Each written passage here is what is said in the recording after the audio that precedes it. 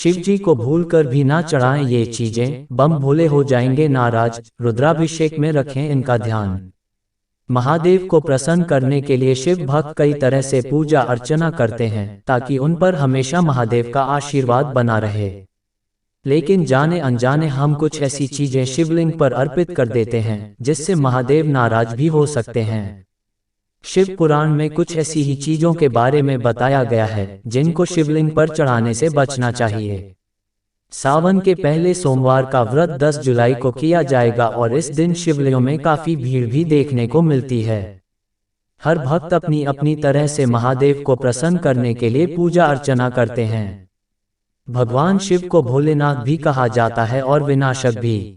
नाम के अनुसार भक्तों पर बहुत जल्द प्रसन्न भी होता जाते हैं और क्रोध के रौद्र रूप भी धारण कर लेते हैं। शिव पुराण में बताया गया है कि भगवान शिव की पूजा में कुछ बातों का विशेष ध्यान रखना चाहिए। कुछ चीजें ऐसी होती हैं जिनको शिव पूजन के दौरान अशुभ माना गया है। ऐसा करने से भगवान शिव नाराज हो जाते हैं और पूजा का शुभ फल भी नहीं मिलता। आइए जानते हैं इन चीजों के बारे में। कई ऐसे धार्मिक कार्य होते हैं जो हल्दी के बिना पूरे नहीं होते, लेकिन भगवान शिव की पूजा में हल्दी का प्रयोग नहीं किया जाता। हल्दी का इस्तेमाल सौंदर्य प्रसाधन में किया जाता है।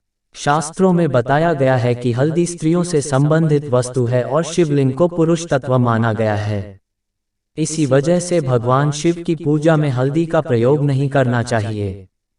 तुलसी बेहद पवित्र मानी जाती है और सभी देव कार्यों में शुद्धता के लिए तुलसी का प्रयोग किया जाता है। लेकिन भगवान शिव की पूजा में तुलसी का प्रयोग नहीं किया जाता।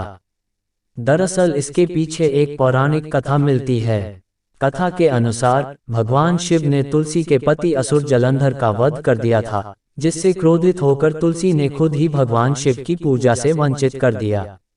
भगवान शिव की पूजा अर्चना में शंख का प्रयोग नहीं किया जाता।